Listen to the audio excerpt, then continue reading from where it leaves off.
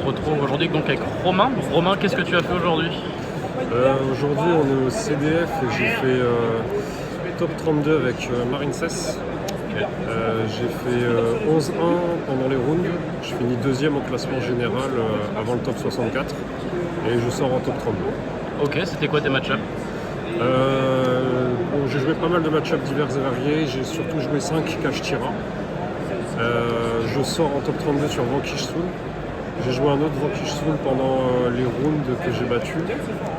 Après, il y avait du Sprite. J'ai joué Sprite Twin, Sprite Melfi. J'ai joué Pure League au second, Manadium. Je sais plus trop. Il y avait divers match-ups. Mais je crois que j'ai joué 3 Sprites, 5 cash surtout. C'était ça que je retiens. Et 2 Vanquish Soul. Après, le reste, je pense plus. Ok, tu nous présentes ta liste? Ouais. C'est vraiment un deck budget. Je pense pour 60 €, vous avez le deck. On commence avec 3 Bluetongue qui est la meilleure starter du deck. Dès que je la touche, la main, elle devient très forte. Je joue 3 Seahorse, 3 Spring, 2 Pascalus. J'ai beaucoup hésité à en jouer 3, mais en fait, je voulais jouer à 12 Marincess. Je voulais surtout jouer à 12 Marincess pour les statistiques parce que tu veux en voir qu'une seule en main. Tu veux pas en voir 3 en fait. Donc c'était 12, c'était le bon chiffre. Et en one-off, j'ai joué Mandarine qui me permettait d'avoir un body supplémentaire quand j'avais besoin d'extend en fait. Elle m'a finalement pas énormément servi, mais les fois où j'ai pu l'utiliser, elle me permettait souvent d'OTK. Pour passer certains boards, notamment avec Zilantis et tout. Donc c'était très bien, mais ça peut s'entendre de jouer soit une 3ème Pascalus, soit une Basila Lima en deck card. Voilà. Donc 12 Marincess, ça donne 85% de chance d'open d'en opener dans le départ sur 5 cartes. Pour les magies, je joue un ratio assez standard. Je joue 2 waves. Et c'est tout pour les non-Marincess. 2 waves parce que j'en jouais 3, mais en fait 3 tu veux pas l'avoir. Tu veux pas l'avoir trop souvent en main non plus, parce que c'est une bridge quand t'es go second. Et j'en joue 2 parce que il y a Desire quand même dans le deck. Et résoudre 2 waves pendant un tour, ça surprend l'adversaire et c'est très fort en fait. Bon, ça c'est tout pour les Marincess. Il y en a 17, donc ça fait 23 free spots. Je joue des ratios down trap au maximum à 3. Dans l'idée, c'était qu'il fallait toucher au moins 2 trap par main. J'ai fait le choix de jouer Nibiru en me disant que je vais jouer beaucoup de sprites et que n'importe quel combo de Nibiru plus n'importe quel de ces trap pouvait m'aider à passer le match-up et à raser son board, et il se retrouve à jouer soit qu'avec ses runiques, soit si je joue Melfi, souvent ça rase le board et il fait plus grand chose derrière. Sinon mon runner c'est pour le match-up surtout cash tira, puisque ça marche sous shifter et sous rise. Et après c'était assez standard, comme je savais pas trop à quoi m'attendre sur la méta, et que c'est le premier tournoi avec la nouvelle banlist. J'ai hésité longtemps à jouer 3 Veilers, mais en fait 3 Veilers ça permet de couvrir beaucoup de decks, donc c'était un bon choix. Ensuite pour les autres free spots, j'ai joué 2 TTT.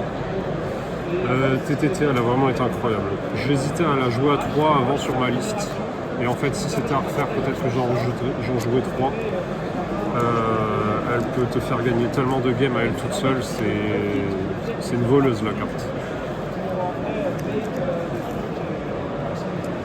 2 Desire parce que le deck peut se le permettre et que c'est trop fort en fait. Et là on a les Spicy qui te font des auto-wins.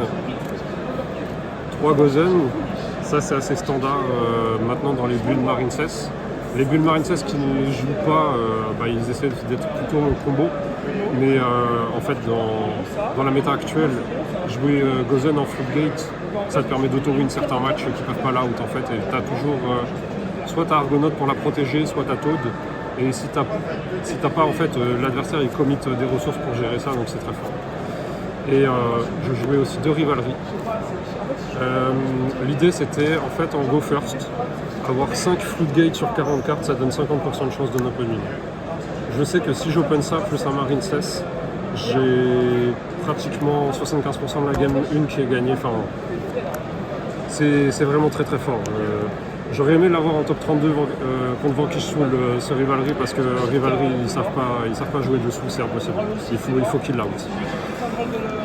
Et contre Kashtira, Gozen, c'est incroyable. Tu te protèges des lava golems avec les 5.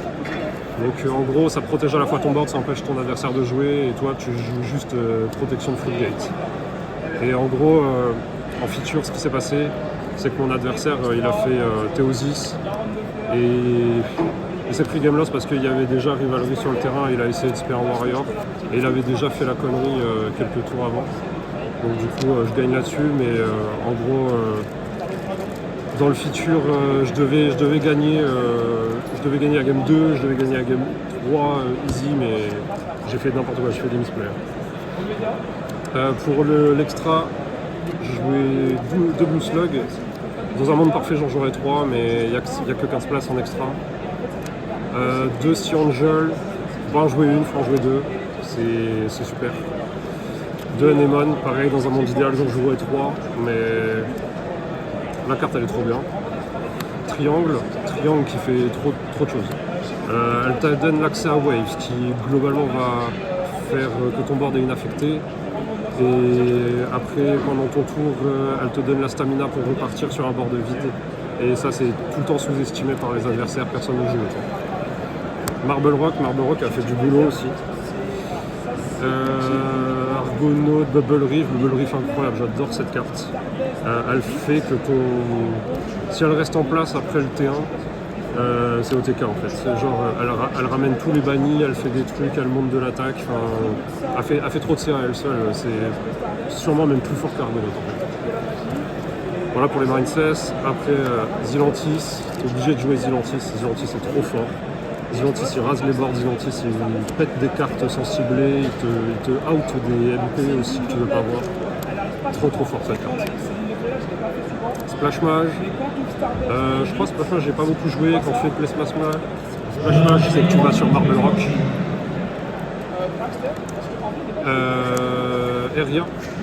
Eria elle a été pas mal utile pendant l'event parce que quand je faisais TTT prendre le contrôle d'un monstre en fait il fallait que je puisse m'en débarrasser et Eria m'a servi de ça en fait. J'ai pas eu l'occasion de faire Eria rebound des Toad parce que j'ai vu qu'il y avait des Melfi Sprites qui jouaient Toad ou juste rebound des Beavers, des conneries comme ça, j'ai pas eu l'occasion.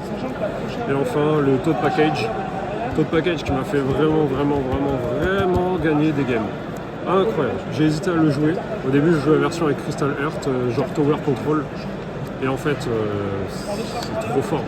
C'est beaucoup trop fort, faut le jouer. Et vraiment, j'ai pas les mots, enfin vraiment. Il m'a donné trop de games. Ensuite, pour le side, on a 3 Belle. Belle, j'ai pas eu beaucoup l'occasion de la jouer.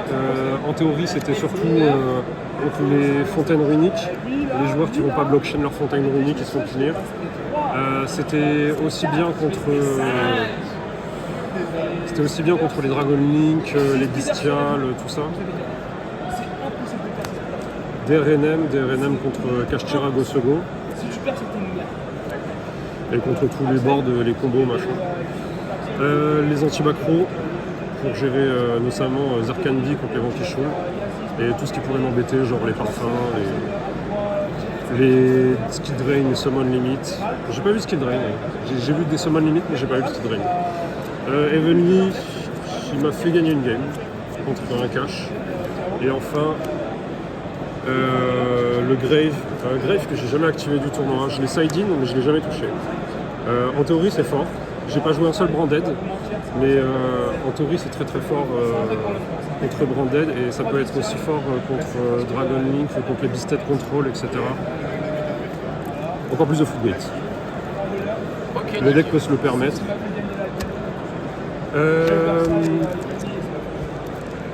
En vrai, grosse dédicace à mon équipe, la Aucune Team, qui m'ont soutenu sur tout le tournoi. Et grosse dédicace aussi à tous les joueurs rouennais qui ont pu faire le tournoi et tous ceux qui n'ont pas pu faire le tournoi qui sont restés chez eux. Et je dois aussi faire une grosse dédicace à un joueur espagnol, alors je sais pas comment il s'appelle, mais c'est un très bon joueur espagnol et en fait c'est quasiment sa decklist à la carte prête. Quand j'ai vu la decklist, j'ai dit mais en fait c'est sûr, faut jouer ça, c'est incroyable. Et effectivement c'est incroyable, c'est-à-dire que le deck, je me suis dit 12 Marine 16 c'est peut-être un peu chaud, mon ratio c'était 14. Et en fait en passant à 12, je me suis dit bon je vais voir peut-être quelques briques. J'ai vu une brique en 14 secondes.